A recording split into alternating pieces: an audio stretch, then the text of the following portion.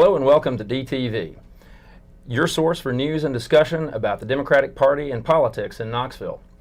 I'm Michael Davis, and I'll be your host for DTV's closer look at the candidates running for Knoxville's City Council election on November the 7th. DTV would like to remind you that early voting starts on October the 18th and runs through November 2nd. For more information on early voting and its locations, please visit www.knoxcounty.org/election. We have with us today for this first segment our District 1 candidates, Stephanie Welch and Rebecca Parr. Stephanie and Rebecca, welcome to DTV, and thank you so much for being here with us today. Thanks, Michael. Thank you for having us. I'm sure that your lives are quite exciting right now about this time. Yeah, there's a little bit going on. I'm sure. I understand there was a discussion last night, a city council forum that both of you attended. Yes. Oh, yeah. Great. It was a great forum. All right. Well, thank you so much for being here with us today. District 1 would most commonly be referred to as South Knoxville. We have several issues to get to, but very briefly, please tell our viewers about your district and why you want to represent it. Rebecca? Yeah. I've lived in South Knoxville for a long time, 36 years, and I'm a proud homeowner in Vestal, and I care a lot about what goes on in our community. One of the things that's kind of taken a focus for me are what's going on with the families. We've had a lot of wonderful development going on over there. It's kind of the spreading of what some people consider spreading of downtown. But I have had a concern and a wonder what's going to happen with some of the rentals that are going on there. We're losing a lot of the affordable housing, and that's one of the things that spurred me into deciding to run for city council. I also care about Fort Sanders and what's going on over there. We've got, Fort Sanders with the new development going on and some of the homeowners that are there, and there are a lot of changes taking place over there, and I think that we all need to pay attention to the community that exists around us. Stephanie. Great. Yeah. So the first district, of course, is really interesting because it includes South Knoxville and Fort Sanders, and there's been a lot going on in the first district between the urban wilderness. There's a lot of redevelopment happening both in Fort Sanders and along the south waterfront in South Knoxville. I have lived and worked in Knoxville and mostly in my district for about 20 years as I've worked as a public servant in public health. I've worked to support public schools through my current position with the Great Schools Partnership. I've had wonderful opportunities to volunteer on boards, including my neighborhood association, IAMS Nature Center Board, and others. Served my country in the Army Reserves, and what I've seen over my time and the opportunity that I've had in Knoxville is that we have some great momentum going right now that we want to continue. I think people generally feel good about the direction that Knoxville is headed in, but that great growth and development also leads to new challenges, and so it's a great time for us to have some fresh experience, some fresh voices on City Council, and I hope to be part of that. Okay. You both mentioned a lot of the changes in the fast rate of growth in your areas, particularly places like the downtown area of Knoxville, Fort Sanders, also North Knoxville, East Knoxville, and of course the South Waterfront. So what do you see as the biggest benefits and risks to these particular changes? And try to be as specific as you can. How can the city plan for balance between these things? Well, I like the fact that we've got some small businesses coming in the Old Sevier neighborhood. What does concern me is, as I'm going through, is that there's a disparity between what you're seeing on the riverfront with the park versus what we're seeing with the housing that exists there. And we already know that we're losing housing at a pretty rapid rate for families that have already been there, and a lot of them are rentals, but a lot of homes are being bought out at a higher rate than people can afford that have been there. Now that's good for some. Maybe some folks are going to make some money, but what's going to happen to those who are our working force for housing? And that's the biggest issue that I see with what's going on. I do see it's really kind of cool to be part of kind of a trendy thing that's going on down there. Right. I've been frequenting the Landing House restaurant and some of the other locations that are down there, and it's neat to be a part of that. But as we're moving forward and we can see other places possibly come into the area and new businesses, how are we going to pay attention to affordable housing? And that's the biggest issue I see in that. Just to follow up on that, what would you say to the voters who say that the biggest issue is increasing the tax base to benefit all of Knoxville? Oh, that's a wonderful thing that we've got more revenue coming in, and how is that going to play back to maybe bringing in greater wages for individuals if we're able to have folks who are from within the community working there, but they're small business. I'm not sure that this is going to create a lot of jobs overall in that area. There is an area of warehouses that's down there on the river's edge that they're looking at doing some development with, and I'm hoping that some small business go in there that can bring in some jobs for the local folks. So the revenue is good. I don't know that it's going to be hugely beneficial for that community specifically, the people that I'm talking about that are losing their housing and being kind of pushed out. And where do they go? And how does it benefit them? Okay. And Stephanie, your thoughts on this? Yeah, I think this is a challenging balance that we've heard about, that obviously with growth there's a lot of opportunity, and I would say that probably the economic impact is maybe being understated a little bit.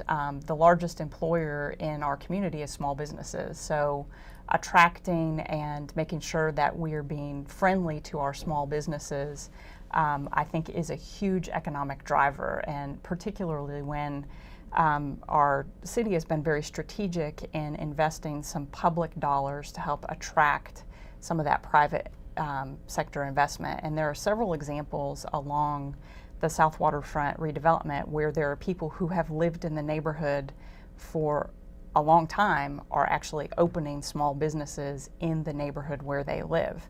That doesn't mean that we don't need to be mindful of how that affects our housing market. And this is a challenging issue because we have the largest investment of so many people in our community is their home. And I think we need to be really pleased for people who are able to benefit from that investment. I know there's, one of my neighbors was recently able to sell her home for a pretty, substantial amount, and that's going to be able to support her in a retirement facility. And so I think that's important.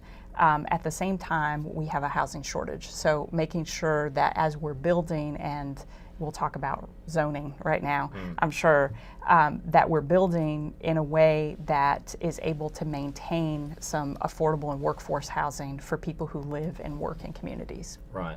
So what would you say to those voters that would say that we really have to think more long-term? Yes. And, welcoming in not just small business, but larger business, and some of these smaller property owners' concerns are more short-term and just are casualties of this expansion. Right. So I think the thing to keep in mind is that at least within the city, which is what we're concerned with right now, there aren't huge tracts of land to attract really significant sized businesses. We have a few that are coming in, and I think that is part of a healthy economy. We need to have diversity in our economic growth. So having some sort of larger flagship businesses that are surrounded by and that are benefiting smaller businesses in the same area is all part of a healthy economy. Sort of segregating areas of disinvestment and then having wealthier areas in other parts of our community is not healthy for Knoxville. So I think we're actually moving in a direction where we have to be mindful, but we are going to see more diversity economically in our communities. Okay. All right. I think we've already touched on this a little bit, so we'll go ahead and get into it. The city's currently examining how short-term property rentals, such as Airbnb, will be allowed to operate in Knoxville. There are a lot of competing interests between property owners and neighborhood residents, and so what principles would guide you in sorting through this issue to balance these competing interests? And Stephanie, we'll go ahead and start with you on this one. So I think there are three principles that I have in mind when thinking about this somewhat complicated issue. The first is it's a property rights issue. So it's the ability for people to use their property within limits, but also the property rights of surrounding property owners. So if we're talking about increased traffic, increased noise, changes in surrounding property value, that's a property rights issue too, and we need to balance those. I think the second principle is making sure that we're following the law, and what does the law currently allow, and what could the law allow based on land use and zoning ordinances. I think the third issue that's also exceptionally important is it's a social justice issue. So making sure that as the lower end of our socioeconomic spectrum has been squeezed, that we're not limiting opportunities for owner-occupied individuals to be able to earn some extra income from where they live so they can pay their mortgage, so that they can make sure their kids have what they need to be successful in the future. So I think those three issues all need to be taken into consideration when making a decision, and most importantly, community voice as we're thinking about that. Okay. And Rebecca? Yeah, I'm very much along. I think we are in alignment on this. I would support owner-occupied, but I think that we really need to look at where these Airbnbs are and what are they serving in terms of the greater purpose of our city. If we're looking at international tourism, or just even national tourism, if we're looking at it for, I know we have a lot of musical festivals and different festivals in town, and I'd love to see more of that in our city. I think we want to bring in an opera festival next. But I think that we need to look at ways that, first of all, that we're looking at close to the downtown area and places that are not so far out of reach, and supplementing people's income. I know that in Fourth and Gill neighborhoods, there have been a lot of interest in this because they've got beautiful homes and a lot of they're spacious, and there are a lot of folks who are at retirement age and looking for supplemental incomes, and I think that that would be a wonderful thing. We do need to also have a great voice for community to come in and speak what their thoughts are about it. I don't think it should be just, okay, let's open this up, let's not have any restrictions to this. I really feel like it's important that the community surrounding has a voice in it. And also looking at, and I've talked with a few folks in South Knoxville, we're kind of becoming a destination place for the outdoors. And I've mentioned this a couple times, and that's pretty cool. But we do not have a lot of space for people to come and actually stay. And there are people who do have some sizable homes in some areas that are near the trails. Looking at South Haven, I know I talked with some folks over there, but they're very interested in looking at ways that they could bring in more economy, greater revenue for the outdoors type of thing. So those are things that I think about a lot. But I do know that we need to pay attention to what the communities around us, their input. So. Okay. Moving on to policing, safety, and community health issues. It's no secret that opioid addiction and abuse is a major problem all across the country, and Knoxville has its fair share of these issues as well. Is Knoxville doing enough, and is it doing it right? Mm-hmm. What sort of innovations might you suggest in dealing with this problem? And Rebecca? Well, this is the #1 issue that on my platform, and the reason I care so much about it is that we're losing lives, a lot of lives. I believe that our police force, city police, are doing a whole lot towards this effort in terms of trying their best to get people educated.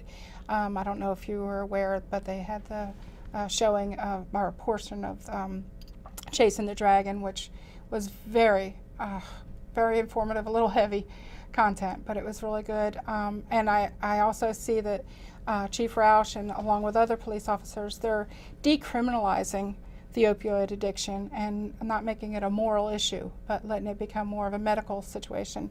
I myself personally have started an initiative. It's called Next Step Initiative, and I'm working with other community partners to go into, we're starting with Montgomery Village. We're having our first event on November 16th, which will be my birthday also, but we're going in and just doing ways that we can deal with those who are affected by it, whether and intergenerational. So we're looking at some of the older generation and the parents and the children, and looking at ways to bring hope. It's not a recovery initiative as much as it is ways that we can provide alternative. And I think the best way to get started is to just jump in and find out what the issues are with people. Surrounding the opioid addiction issue, we also have some violence and criminal issues. So that's a challenge for our police officers. We're down on numbers right now in terms of what we have for police officers, and I feel like one of the best ways that we could help with this issue is to have more community engagement with our police officers. Stephanie.